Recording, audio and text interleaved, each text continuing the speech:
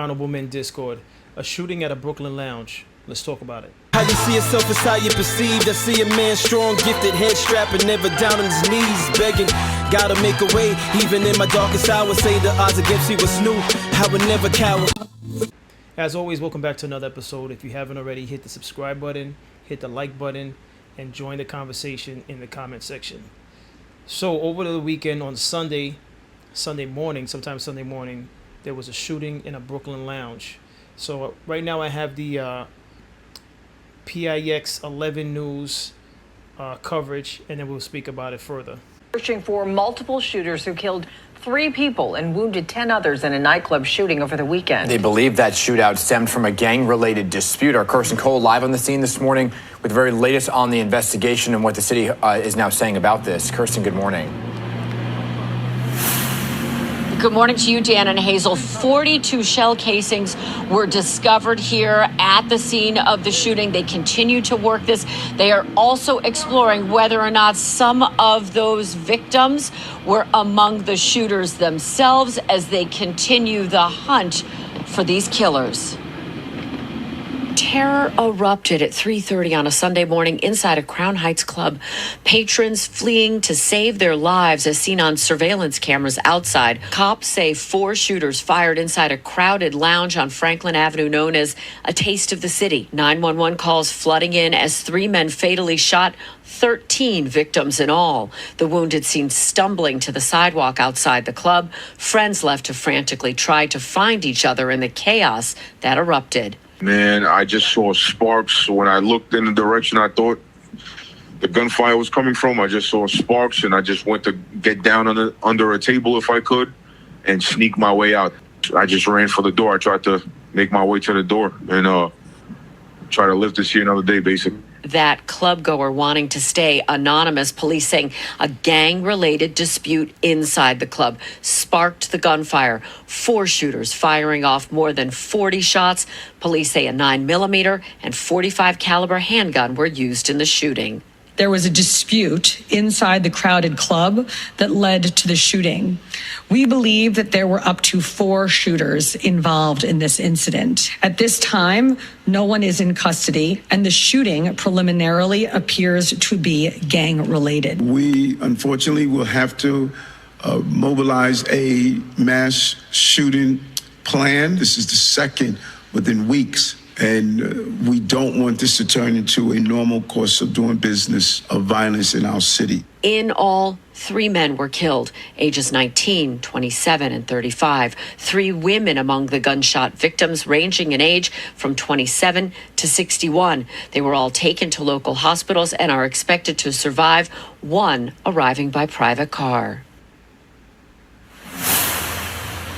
And the police are still controlling the scene inside and outside of the Taste of the City restaurant. They are also urging anybody who was there that night, who saw victims fleeing, who may have seen anything at all, to share that information with them as they continue to try to piece together exactly what happened, how this erupted, and most importantly, who pulled the triggers. We're live in Crown Heights. I'm Kirsten Cole, PIX 11 News. Back to you, Dan and Hazel. Okay, Kirsten, thank you for laying all of that out for us. Appreciate it. All right, so Taste of the City. I decided to look it up, and this is their website. All right, this is the website for Taste of the City. I'm gonna be honest with you. This location, just based on the food, it looks like they have rice and peas. So I'm assuming it has Caribbean food. It serves Caribbean food, excuse me. And the reason why I decided to go to this website is because as a native New Yorker, there's been times I look for spots to go to for special occasions, birthdays. And I could easily find myself at one of these locations.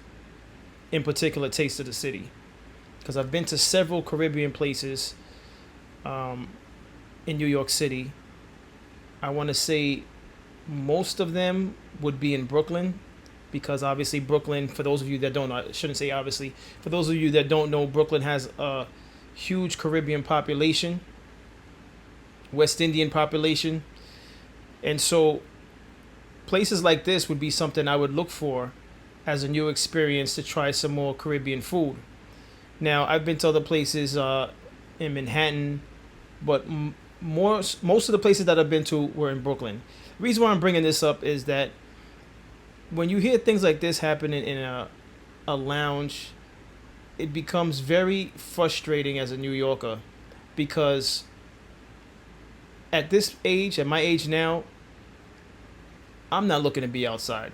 So that whole outside thing, I could care less about it. If I'm outside, I'm doing something productive. I'm doing chores. I'm running errands. Unless it's a special occasion, then you would find me in some place like this. And I say to myself, the law-abiding citizens of this world, in particular, the ones of New York City, where can we go at this point? Because it seems like anywhere we go is a gamble, because as long as the individuals that are acting the way they're acting, with the hood mentality, they're everywhere, right? So could you imagine being at an establishment like this, just enjoying a good drink and some good food? Because the food looks delicious. The food looks delicious. Could you imagine being in an establishment like this, not because you want to be outside or you're trying to act as though you're trying to prove something to someone, but you just want to have a good meal and a good drink, and then something like this happens? You know, to say that the world as a whole has gone crazy is an understatement. Gone are the times where if there were issues, it was handled on the blocks associated with the issues, where the most of the time the people that are part of the gangs mostly hang out. No, they're taking the show on the road. They're taking the show on the road, and unfortunately for us, the ones that pay taxes, punch a clock, we have to be very cautious where we go now. And I feel bad for the business owners also, because it puts a bad name on the business, and the business has nothing to do with it. I'm assuming the business has nothing to do with it. This is an outside issue, and it affects the business. Because it wouldn't even matter if the business changed its name. People are going to associate that location and say, I'm not going over there. Sometimes it works when the business has changed the name, but other times it doesn't. Now, the business is going to be forever remembered with this now, and they had nothing to do with it. So obviously there's an investigation going on. When a couple days pass, the business is going to try to reopen. But who's showing up to the business? I mean, maybe after a couple of weeks going into September, maybe people will start showing up. But I'll tell you one thing, I wouldn't be showing up. I would not be showing up. This would not be a location that I choose to go to just because this happened. And it wouldn't matter how much period of time passed by. Just the fact that this happened, I'm already counting this as a flaw in the area. I'm going to also assume that the area has a crowd that's within the vicinity that would cause me to choose a different location. I'm going to already assume that area is hot for something like that to take place, because I don't think something like this would happen in Manhattan, but it's possible nowadays with the way things are going. There's way too many guns on the street. That's a whole nother issue too. There's way too many guns on the street. So as I was sitting here putting this together, I'm saying to myself, what is the solution? Obviously, guns are not going to disappear off the street. So, you know, whatever politicians want to say about gun laws and we're going to try to do this or we're going to do this, I'm not buying it. The guns are going to still remain on the street. Crimes are going to continue to happen. The solution is, if you're someone who can afford to go far out to different locations, you have to go and enjoy a night out outside of the hood, period. Hood areas, I don't care. It could be the best food in the world. Unfortunately, it's getting to a point where if the location is anywhere in the vicinity of the hood, and we all know what the hood is, and I'm not going to define what the hood is, If the location of the place you want to enjoy a drink and get something to eat is in the vicinity of the hood, don't even bother going. Don't even bother going. I wouldn't even waste time.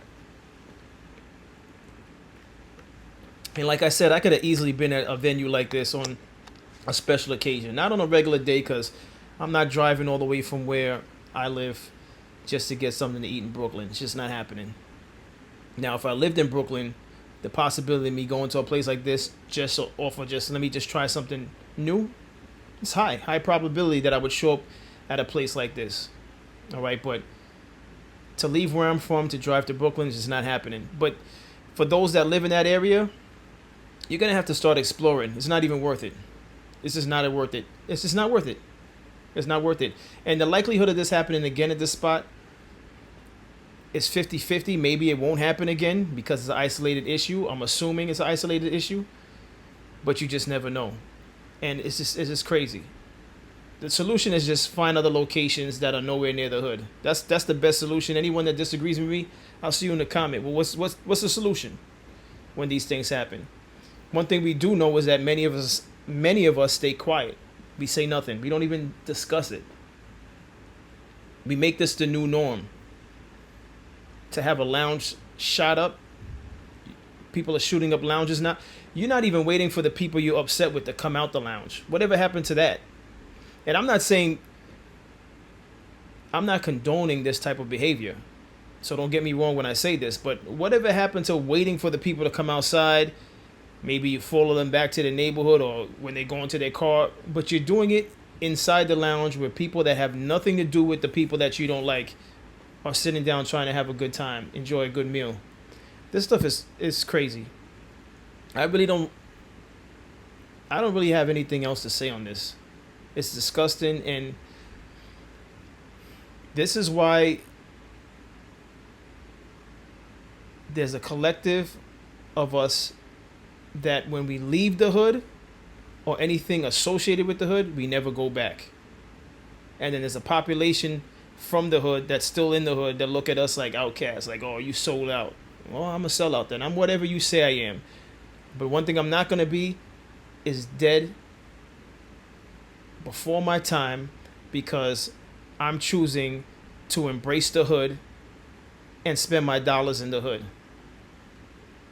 And it's unfortunate because, again, this looks like delicious food. It looks like delicious food, but this is ridiculous. I would rather drive somewhere, anywhere out of the hood areas. I would rather dine in Manhattan, take my chances there, because again, the guns are out there. And so I'm not saying these things can't happen in Manhattan, but I believe that it's less likely to happen in Manhattan than in Brooklyn or the Bronx. So this is not just about me talking about Brooklyn. Bronx, certain areas of the Bronx, certain areas of Queens. And when you live in those areas, when you come from certain boroughs, you know which areas you need to avoid. I'm from Queens, so I know there's certain areas of Queens where I'm not sitting down to have a meal. I don't care how good it is. Now, I might pull up during the day hours and take it to go. And that's another thing, too. Some of these places, you got to take that stuff to go. If Uber Eats is available, Uber Eat the meal if you like the food, if you want to support the business. But things are going to have to change. And this is a testament going back to the episode I covered on Sunday about Mr. Watson that passed away, a.k.a. Tug, right? Kevin Watson. It's going to get to the point where we're going to have to really start utilizing Uber Eats more than we already do now, right? Because the whole sitting down in one location is getting dangerous, especially if you know you have problems out there in the street. If you have problems out there in the street, you should not be in no lounge having a drink. And it was a targeted hit, I believe. So I don't know what these people are thinking that are out living the street life. I do not live the street life, but I'm smart enough to know that if I was living the street life, you're not catching me at one location for a long period of time. I'm always on the go. And I'm always watching over my shoulder. I find myself watching over my shoulder now, and I'm not even in the streets. So I don't know what you guys in the streets are doing. I don't know who trained you guys in the streets. If that's the lifestyle you want to live, I don't understand what's going on out here. I do, but I don't. It's what I mentioned on previous episodes. It's just complete lawlessness out there. You guys think you have it figured out. You have nothing figured out. You guys are crashing out, getting caught, and then crying in front of the judge, expecting the judge to give you leniency. Am I right or am I wrong? Let's talk about it in the comment. These people are crashing out. The people that are doing all these crimes, whether you gang affiliated, you have no structure, no discipline. The crazy thing about it, the first gang that started, one of the first gangs, I'm not an expert on gangs, I believe was the Crips. But they weren't created, if I'm not mistaken, to be violent. It was actually to bring the community together. And then obviously it went left. But I'm not saying this is a blood Crip situation, but I'm just bringing it up to say it started off with structure and discipline. What the news report said, this was gang affiliated. There's no structure, no discipline. It's lawlessness. Who's in charge? Who's okaying this? Who's giving it the green light for you to go into a public establishment and spray up the person you're looking for, as opposed to waiting for that individual or individuals to come outside? Why does everybody else have to be victim? I don't know if it was this news report I just played, because I watched several before posting this episode. They said over 40 shots was let off between all the people that were shooting, because the victims, I believe, were armed also. So I think there were individuals inside the establishment that were targeted, but they were armed, and then there was individuals that was outside the establishment shooting the people inside the establishment. So with all the guns that were being used, over 40 shots rang out, whilst everyday people who were just trying to enjoy a Sunday evening had to duck and run out the place. It's just ridiculous. It's just ridiculous. And if not for having a channel, I wouldn't even want to talk about this. It just annoys me that this is the way people are conducting themselves outside. There used to be a time where crime happened on certain blocks, certain neighborhoods, and all you had to do was just avoid those blocks and neighborhoods. Now everybody that's in those neighborhoods that are high crime areas, they're all over the place dining with you in the malls. So that same behavior from the block is all over the place. It's like cancer. So now an everyday person like me who doesn't subscribe to gang life or street life, I could just be trying to enjoy a weekend or a day off from work, and I'm surrounded by this nonsense. What's your thoughts on this? Let's talk about it in the comments. As always, keep it respectful. My delete finger is not retired, and it's not going to retire anytime soon. Keep it respectful. Let's discuss this. What is the solution? As opposed to what I already said about going to other places. Drive as far away from the hood as possible. And even then, it's not guaranteed that, something like this can't happen. But at least the likelihood of it happening in a nicer area, nicer environment, you have a higher probability of being safe, feeling safe, being able to enjoy yourself without having to feel like, what if, the night goes left because of the area I'm in trying to enjoy this good food. But that's all I have on this. As always, I appreciate everyone for tuning in. If you haven't already, hit that subscribe button, hit that like button, and I'll see you in the next episode. Stay honorable.